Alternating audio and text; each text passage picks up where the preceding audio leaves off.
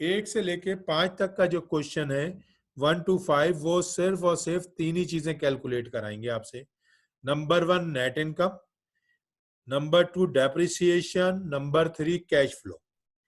जब मैं net income calculate करूंगा तो नेट इनकम आपको सेल से भी शुरू करा सकता हूं और ग्रॉस प्रॉफिट से भी शुरू करा सकता हूं। सेल से भी शुरू करा सकता हूं और ग्रॉस प्रॉफिट से भी शुरू करा सकता हूं, इससे कोई फर्क नहीं पड़ेगा। लेकिन for easiness we assume that कि मैं आपको सेल से शुरू कराऊंगा कि सेल्स है, कॉस्ट ऑफ गुड सोल्ड है, ग्रॉस प्रॉफिट है, ऑपरेटिंग एक्सपेंस है, earning before interest and tax आ गया, उसमें आपने टैक्स माइनस किया, डेप्रिसिएशन माइनस किया, फिर टैक्स माइनस किया। उस सेंस में आपने नेट इनकम बनानी है। जब आपकी नेट इनकम डिटरमाइन हो जाएगी तो उसी नेट इनकम को आप कैश फ्लो में कन्वर्ट करने के लिए सिर्फ एक एक्स्ट्रा स्टेप करेंगे। जितनी डेप्रिसिएशन आपने ऊपर एक्सपेंस के तौर पे माइनस की थी वो वापस नेट इनकम के बाद दोबारा ऐड ऑन कर दीजिएगा, तो वो ही स्टेटमेंट आपका कैश फ्लो स्टेटमेंट बन जाएगा। फिर थोड़ा सा फोकस होना, आपने पूरी इनकम स्टेटमेंट बनाई, sales less cost of good sold, gross profit less operating expense, इसमें डेप्रिसिएशन आपको निकाला जो आपने है वो माइनस किया, तो आपके पास आ गया नेट ऑपरेटिंग प्रॉफिट या earning before interest and taxes. जो ये नेट ऑपरेटिंग प्रॉफिट या earning before interest and taxes आया, इसके में से आपने टैक्स माइनस किया, जो टैक्स का रेट मैं आपको क्वेश्चन में दूंगा। जब वो टैक्स का रेट माइनस कर देंगे 30, 40, 45% जितना भी, वो माइनस करने के बाद आपकी नेट इनकम डिटरमाइन होगी। जब वो टैक्स माइनस करके जो नेट इनकम आ जाएगी, यहां पे आपकी इनकम स्टेटमेंट खत्म हो गई। अब कैश फ्लो स्टेटमेंट बनाने के लिए आप क्या करेंगे, वही वैल्यू जो नेट इनकम आई है उसको उठा लें, उसको या तो अलग कर लें या वहीं रखें, उसी नेट इनकम के नीचे वापस डेप्रिसिएशन आके प्लस कर दीजिएगा। जैसे ही नेट इनकम में आप डेप्रिसिएशन प्लस करेंगे, वो खुद ब खुद आपका जो मूवमेंट आएगी वो आ जाएगी कैश फ्लो स्टेटमेंट। मैं ये व्हाइट बोर्ड पे भी थोड़ा सा कर देता हूं ताकि आइडिया हो। सबसे पहले सेल्स या सेल्स रेवेन्यू जो कहना चाहें, minus cost of good sold, तो आपका आता है gross profit. Gross profit minus करेंगे, minus operating expenses minus depreciation. Depreciation ये कौन सी है, जो कैलकुलेट किया आपने, वो माइनस करेंगे तो ये वैल्यू आएगी इबिट, या इसी को हम कहते हैं नेट ऑपरेटिंग प्रॉफिट। जब ये माइनस आ जाएगा तो इसमें से आप माइनस करेंगे टैक्स, जो भी उसकी परसेंटेज दी हुई होगी, तो आपके पास आ जाएगी नेट इनकम। यहां तक तो इनकम स्टेटमेंट बनी। अब कैश फ्लो बनाने के लिए आप क्या करेंगे, नेट इनकम जो आपकी नेट इनकम आई है, इसमें आके प्लस कर देंगे डेप्रिसिएशन जो आपने कैलकुलेट की है, तो ये आ जाएगा आपका कैश इनफ्लो। ये दो स्टेप्स है। डेप्रिसिएशन डेफिनेटली स्ट्रेट लाइन से होगी तो आप उससे सॉल्व करेंगे, या डिमिनिशिंग बैलेंस से होगी तो वो सॉल्व करेंगे। क्वेश्चन नंबर 1 से लेके 5 तक यही है। अच्छा, अब अगर पुरानी मशीन और नई मशीन का है तो यहां जो भी डेप्रिसिएशन लेंगे ये डिफरेंशियल लेंगे। डिफरेंशियल से मुराद है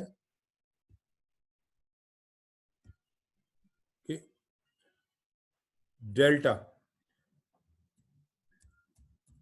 अगर रिप्लेसमेंट है तो आप डिफरेंस वाली डेप्रिसिएशन लेंगे, आप और कोई डेप्रिसिएशन नहीं लेंगे। सही, तो ये ख्याल रखिएगा कि डिफरेंस डेप्रिसिएशन पे आएगा अगर नई और पुरानी मशीन का है, और अगर नई मशीन है तो डिफरेंस नहीं आएगा, जो भी डेप्रिसिएशन है वो कंटिन्यू होगी और आपका कैश इनफ्लो बन जाएगा। इसके अलावा क्वेश्चन नंबर 1 और 5 में आपने कोई सोल्यूशन सॉल्व नहीं करनी, किसी किस्म का सॉल्व नहीं करेंगे। ओके, अब उसके बाद शुरू होता है क्वेश्चन नंबर 6 से आगे। क्वेश्चन नंबर 6 से आगे सारा आपका सॉल्व होगा इस पे।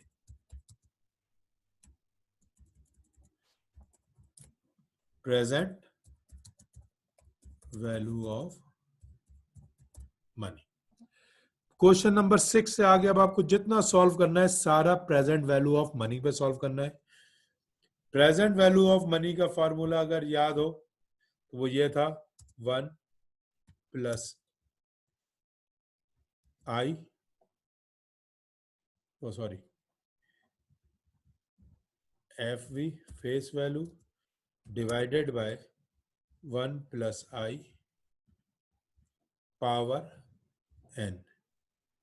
पावर ज्यादा, इसमें पावर का साइन शायद लगाना मेरे लिए आसान ना हो, लेकिन लेट मी चेक, शायद ये हो जाए तो ये आपको आइडिया हो जाए।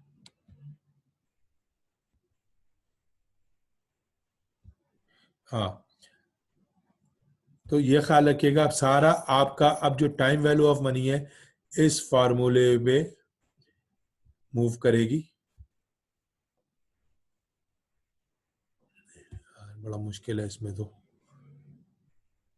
टाइप करना। तो ये ख्याल है कि ये सारी अब टाइम वैल्यू ऑफ मनी पे वेट करेगी और उसी के बेस पे आपने इसको काम करना है। अब क्वेश्चन ये आता है कि क्या टाइम वैल्यू ऑफ मनी के फार्मूले में बहुत सारी तब्दीली आएगी? नहीं, टाइम वैल्यू ऑफ मनी का फार्मूला वही है जो हमेशा से था, उसमें कोई तब्दीली नहीं है। उसमें कोई तब्दीली इस सेंस में नहीं है कि ये वाला आपका फार्मूला है। अब मैं यहां पे थोड़ा सा आपके क्वेश्चन के हिसाब से लिख रहा हूं। यहां पे आपको लेना है कैश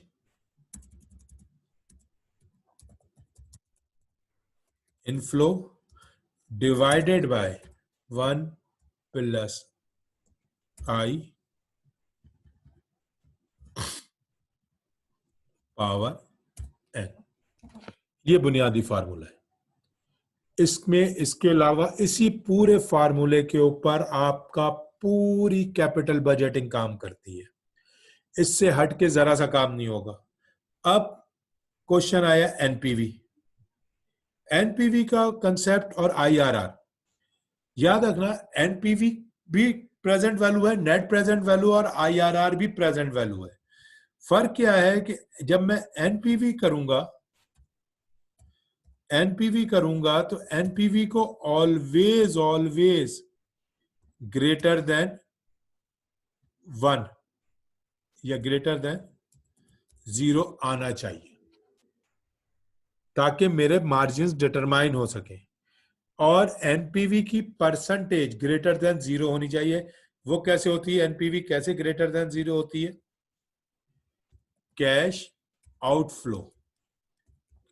कैश आउटफ्लो किसे कहते हैं? Minus cash inflows.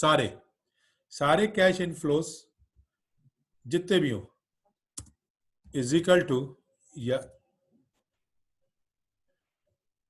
वो मोर देन ग्रेटर देन 0 होने चाहिए। पॉजिटिव पे भी नहीं रुकते हम। पॉजिटिव का मतलब है ब्रेक इवन पे आ गए।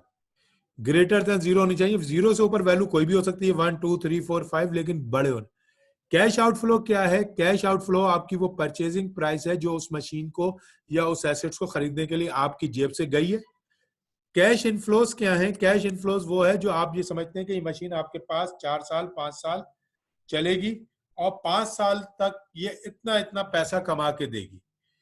तो आपने ये जो कैश इनफ्लोज लेने, ये कौन से वाले लेने? बस ये ख्याल रखिएगा, ये लेने हैं आपने, ये आपने लेने हैं डिस्काउंटेड। अब डिस्काउंटेड कैसे निकालेंगे ये भी थोड़ा सा मैं लिख दूं। आपके पास सबसे पहले कैश इनफ्लो होगा।